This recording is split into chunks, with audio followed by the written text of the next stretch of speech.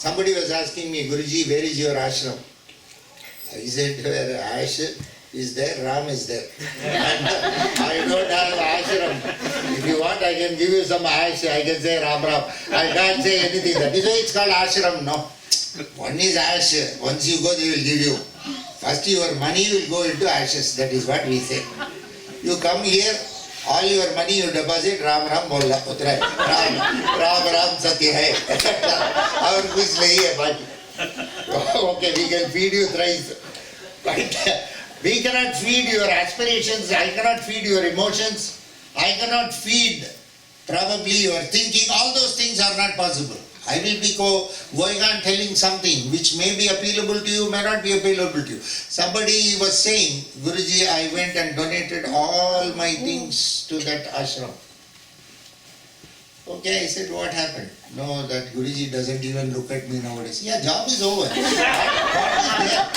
Allah, he was looking at you because you were having something. Now, why he will look at you? Correct only. There is no necessity for him. No, Guruji, previously he used to talk to me very closely. Yes, that is all to just... see, after all, they are also running so many matams. They are having Chatra Bhojanam Mada Nidra. Chatra Bhojanam. You go to Chowdhury to eat. Madam, you come and sleep in Nidra. Chatra Bhojanam Mada Nidra. That has become a big establishment. Every place they have got mutta. Everywhere expenses are there. Who is going to bear the expense? There must be one or two guys like you who must be prepared. So naturally they will attract you. Once you have come, you can become a part of them. Why? Don't expect them to once again talk to you. Unless you get another windfall profit or something. And one of your great ancestor has left a property, once again we will start talking to you. That will happen. To get that also. So naturally, don't go to a master with any expectation. He is not going to solve your problem. Please remember this. Keep this in mind very strongly. Better not to go anywhere near him. If you are going to think that master is going to solve your problem, a day will come you will know that master himself is another problem for you. It is very dangerous. Religion is not for people who are looking at solution for problem. Solution for problem, please think yourself how to solve it and get it solved. Don't go to your master. He is not going to solve your problem. He will dissolve you. But he will not solve you. He is not going to be a solution. He will be another problem for you if you look at him with expectation. A non-expectational attitude with the master alone will save the relationship between the disciple and the master. Absolutely. There is no thinking. When you go to your master, go blank.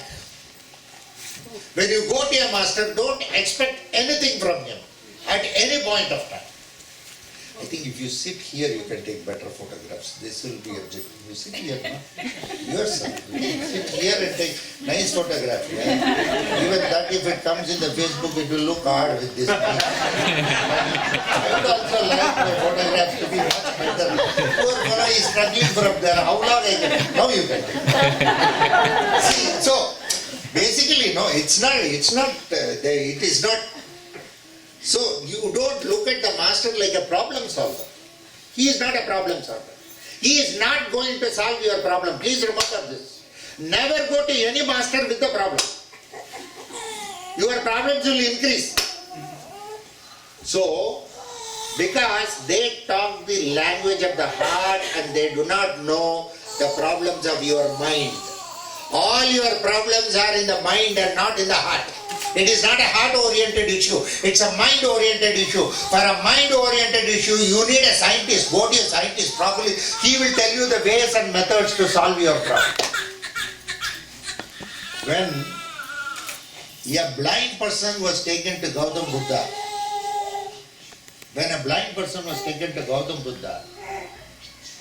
every disciple of Gautam Buddha told Buddha that we have been repeatedly telling him that there is light. But he is not prepared to believe us that there is light. He is not prepared to believe us. Why not you tell him about light so that he will believe? Gautam Buddha called his physician. He said, please look at him. The physician checked that person. And the physician said, 1 year of medicine, he will be cured of his blindness. It's not a blindness that cannot be cured. It can be cured. Buddha said, please try to remain with this person and see that his blindness is cured. See, once the blindness is cured, he will be able to see the light himself. You people need not explain to him what light is. If your problem is that if there is some problem you are saying at your level, you have to think about a solution to solve that problem.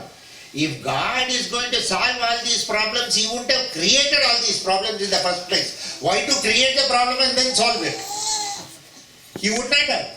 Most of the time our egoistic mind, we have landed ourselves into too much of trouble. Greed, not desire.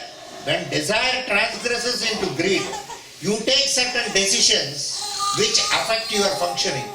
Can you maintain the desire at desirous level? Or are you going to feed the desire so that it becomes a greed? Somebody was asking me, how will I know that whether it is a desire or a greed? That nobody can help you. You have to only know it. I cannot say whether it is a desire, whether it's a greed. When you come and tell me, Guruji, shall I purchase a Mercedes Benz? I will say, oh yes. Acha, have it. What is there after all? When I come to your place, you will also take me on road. Otherwise, where am I going to see Mercedes? It is good for me also. Once in a while I can enjoy. Yesterday to the airport, when Ramesh had come, he had come with his new Mercedes, white Benz. It's all good, no? How we can enjoy? We can also enjoy, no? Okay, we can enjoy without, we need not maintain it also. See, that's the advantage Lord gives. He says you can enjoy it, you need not drive it, there will be a chauffeur to drive it, and the maintenance part somebody else is taking care. What more enjoyment can be there? The way we enjoy life, you people also cannot enjoy. You have to maintain it, you have to feed it, you have to spend on it. We don't do anything, no? Even a fruit also I don't purchase it. If fruits have come, I distribute it. It's very simple for me. It's not, we don't do anything. We don't have anything. We don't require anything. My thought is, generally my mind is very blank. Generally I don't give any importance to mind. Very rarely when people ask me some question, I have to reply. For that sake, with much difficulty I bring the mind and reply their answers. But actually my heart is more functioning. I am not bothered about the mind. Mind is there, it has to remain, it remains, I don't treat it. And it doesn't come and stand in way of my decisions which are more from the heart. And it is not from the mind most of the time. Okay, TK, whatever it is, okay, I want to see that you are all happy, that's all. Whatever problems you have, if it is taken care. So when we go back to the Lord, we pray to the Lord, Lord, kindly take care of this person's problem so that he will be able to think much better. He will be able to live a better life. If he lives a better life, he will be able to think about you. That's why I say, you want to see a BMW, you want to see a Mercedes, complete all that nonsense. Spirituality is only for people who have seen the pinnacles of materialism. It is not for people who long for materialism. Spirituality, don't run into spirituality because you want to be materialistic. Complete all that nonsense. Use your mind. Use your brain. Grow very well. Become very fantastic. Have all praises, encomiums. Enjoy life. Then at least in the evening of life, drop all this and look at something else. Enough of this nonsense. Some stage should come where you should say, enough of this nonsense, I don't want this. For that, you should have eaten it many number of times and finally, you should throw it. Not without eating. No, this is very harmful, this is very bad. No, still it will be there in one corner of the mind. I didn't eat it. It's better to eat it and finish it. It is better. Transcendence is impossible through avoidance. Transcendence is possible provided you live with it. You live with something, you can transcend. But when you cannot live with it, you cannot transcend. It is not possible to transcend something without living with it. So the ultimate aim is not to run away from it, but to live with it and then transcend. Then it is a possibility. Then there is a possibility. There is a scope. When you live with something, then you can transcend it. Without living with it, it is not possible to transcend. So there will be a desire. The desire will be there. You want to complete it. You complete the desire. Then you come to the next stage. Next, what is your desire? Next, what is your desire? Next, what is your desire? Complete all the desires. Work for it. Work for it. Nobody is going to give. It's not easy money. In India, sometimes we think that in Canada and all, dollars are coming in plants and trees. You are plucking. I know very well, you are not plucking here. You have to here work. If you don't go for work, for one day he will be keeping quiet. Next day he will say, he will show the door. You please leave. Nobody is going to. But in India we have a lot of imagination that you have lot of money. We all calculate. We are all mathematicians there. Immediately into 65 rupees. What dollar? Is into 65 rupees. But we don't multiply your problem 65 times. We think your problems divided 65 times.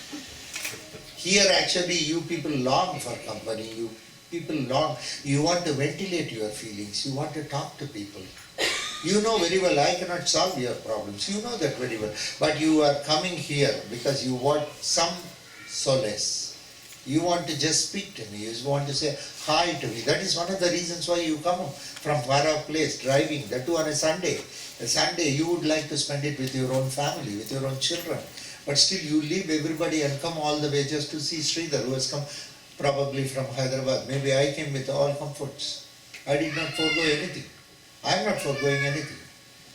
When Ramesh told that you have to come for 4 days, 5 days, I told him it's only 2 days. Take it or leave it. That's all. Straight. No other bargain. If you want, I can come for 2 days. Okay, I gave last month the date. Some issue came up, I couldn't come. Okay, that was over. Now this month, till coming to airport, I was not sure. Because my programs are like that. Suddenly I will cancel the program. Suddenly I will say Sabanam is not all right. You people will be expecting me. So don't rely on the masters very much. Be very careful. Very, very careful. Keep a safe distance. Don't go near that fellow. Because his thinking is something very rebellious. Unless you are in rebellion, you cannot join the master. It's very difficult. Because he will do something and show you that he is very rebellious. At that point of time, your mind will come into play. Because for him, rebellion is from the heart, not from the mind. A rebellion cannot be from the mind. Rebellion can be only from the heart. So he will do something which will directly affect your mind. That will be a problem. They cannot be relied. This is what my master used to say. And those days, I could not understand him. Slowly I am understanding him as I live life. Still I have not understood my master. There you have written, see the Guru to understand yourself. That's a very nice word. See the Guru to experience yourself. I agree with this. I agree with this. When you look at the Guru, you look at yourself. Because he is a man of the heart. He talks something which is more intimate to you. He talks something which is very personal to you. Very personal. There are some of my kids who come to me and talk so many personal things. They share with me everything. Guruji, with you we can talk anything. There is no problem at all. Absolutely, you are one person who will listen to our heart. Yeah, no problem. Absolutely no problem. If you have that kind of a confidence, you can always talk to me, anything. Because I don't have any reservations in talking on any topic of yours. Any topic of yours. I am not going to reprimand you at all. I am going to just see myself in you. And you may have to see yourself in me. That is the language of the heart. If you cannot convey what you want to convey to your master, then he is not your master. If there is an inhibition, if there is a doubt in your mind that you are not able to convey something, you want to convey but you are not able to convey, then he is not your master. If you do not have any inhibition, if you do not have any reservation, and if you can convey what you want to convey, please remember, he is your master. Go in search of your master, whoever it is. That Dakshinamurti, with whom you can be true to yourself. At least to one person in our life, we have to be true to ourselves. You cannot talk certain things to husband. You cannot talk certain things to wife. You cannot talk certain things to father. You cannot talk certain things to mother. You cannot talk certain things to friend. You cannot talk certain things to neighbor. You cannot talk certain things to relatives. But there is nothing like that as far as a master is concerned. With a master you can talk anything and everything. Then he is your master. That is why he is called master. Because he understands you for what you are. That is why the saying, feel the Guru to experience yourself. Feel the Guru. That's a nice word. Feel. How to feel? How to feel? That feeling must come from the heart. When it is from the heart, you know what a feeling is. When you feel really for something very beautiful in your life, what is the kind of emotion you get? Not the mind, but the heart. The heart doesn't think about anything, right, wrong, nothing. That just, it is a feeling. How can I come and say that your feeling is wrong? It is a feeling. A feeling is a feeling. Can I say that your feeling is wrong? Can you discipline somebody's feeling? Is it possible? Can you discipline somebody's feeling? You can discipline anything of the mind. Can you feel something? Can you discipline anything of the heart? Is there anything like disciplining the heart? Heart is as such very pure in its thinking.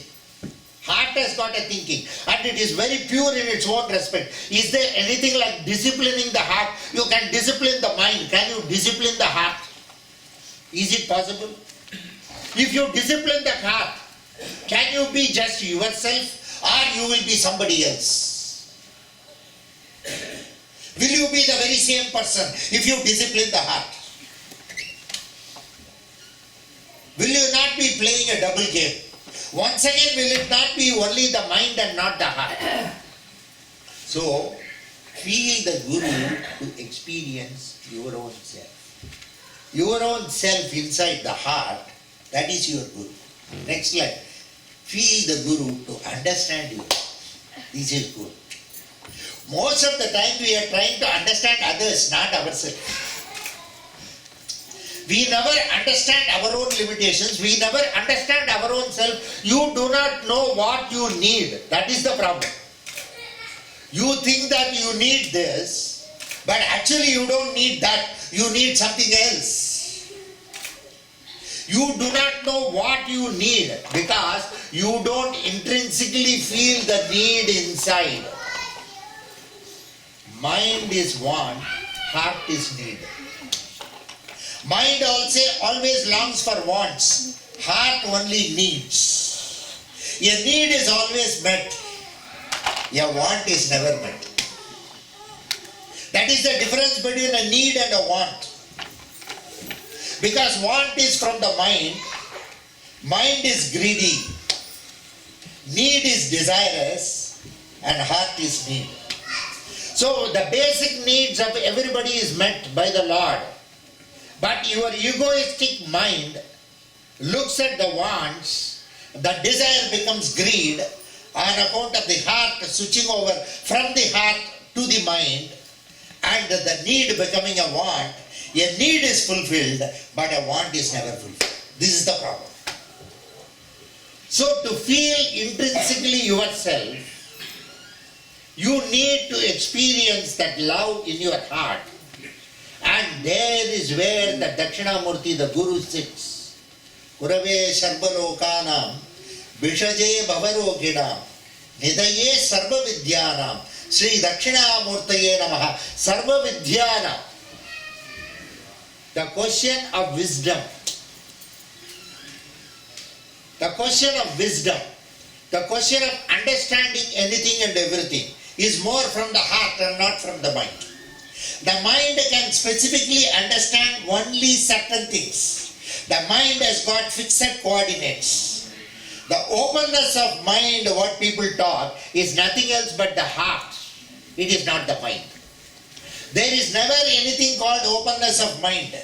If the openness of mind comes, it will be more a language of the heart and not the language of the mind. So the mind can think more restrictively, whereas the heart can think more openly. The heart is more susceptible to openness. Mind is more susceptible to restrictiveness. That is why you always restrict the mind. So it is possible to discipline the mind. It is not possible to discipline the heart. That is why we say a want can be disciplined, but a need cannot be disciplined. Need is more intrinsic and it is from the heart. So it cannot be disciplined, whereas a want can be disciplined because it is from the mind. So you have to find out whether you belong to the mind or to the heart. If you say that you belong to the heart, then you belong to the Guru. If you say that you are belonging to the mind, still you don't belong to the Guru. To become one with the Guru, one needs to learn to listen to your own heart. That is what the second line says. See the Guru to understand yourself. To understand one's own self, one needs to look at your own heart. It's a more a heart-to-heart thing. See, nowadays I find the kids dating. They go on talking, 1 year, 2 year, 3 year, 4 year, 5 year. I asked one girl, Are 5 years of year, when are you going to marry? Because she told me. She said, no Guruji, still we are discussing on certain things. See, those days, we didn't have dating and all. We didn't know also. The monkey will be brought to the donkey will be brought to the monkey. The monkey likes the donkey likes the monkey. They get married. After that, we have a lot of life to talk. Here what happens, talking happens before marriage. After marriage, no talking. Because already everything has been spoken. What is there to further speak? If life is going to be documented, husband and wife, I asked regarding this dating business, because I wanted to know what is going on in the market, the present trend. I have to update my knowledge. I asked, actually, you don't mind, what is it you really talk with him? No, I was asking him how much of financial commitments he has got. How many more installments of credit card he has to pay. This is something business. There is nothing personal about this. You are talking about money. Where is the question of money between husband and wife? The husband has a little bit of more money, he shares with the wife. The wife has a little bit more, she shares with the husband. That's all. You are trying to work a relationship. Is it possible for a relationship to be worked out? Yes, I can understand. If it's a business relationship, you work for the relationship. When it's a personal relationship, it falls in its place. Where is the question of working for a relationship? No, Guruji, I am trying to work out with my husband. What work out? No, I got a doubt. Then I said, wow, what dear, what is this working out? No, Guruji, I don't know. He is shabbily spending money. He is spending like anything. Okay, let him spend. You have your money. You can give him a little bit of money. What is that? That also he spends. He is very good at spending. You are very good at earning. He is very good at spending. It is very nice. It is plug and socket. What is your problem? As long as you can earn and give him money, And he is spending. Okay, fine. After some time you start spending, he will earn.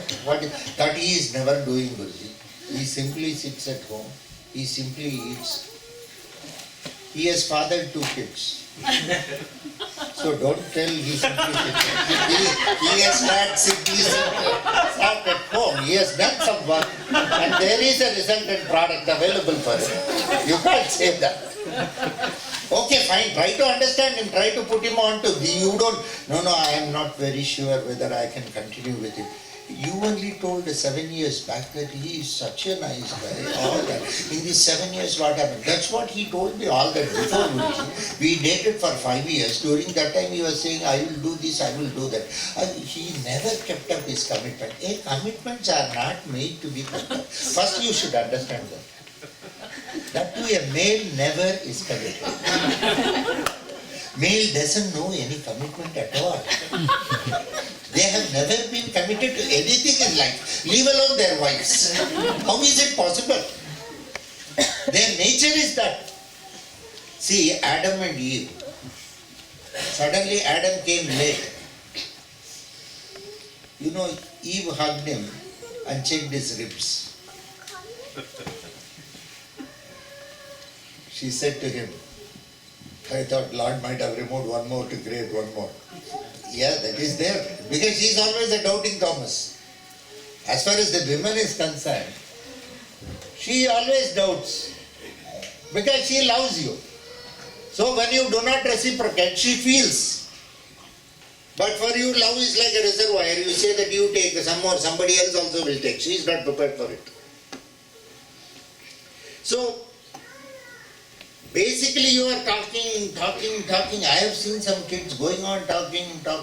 Somewhere you call it off. Go into a relationship. Let it be. It must be based on faith. Have that unconditional love. Thank you very much. God bless you all. Live a happy life. Any questions? Yes. How do you develop the 100% faith?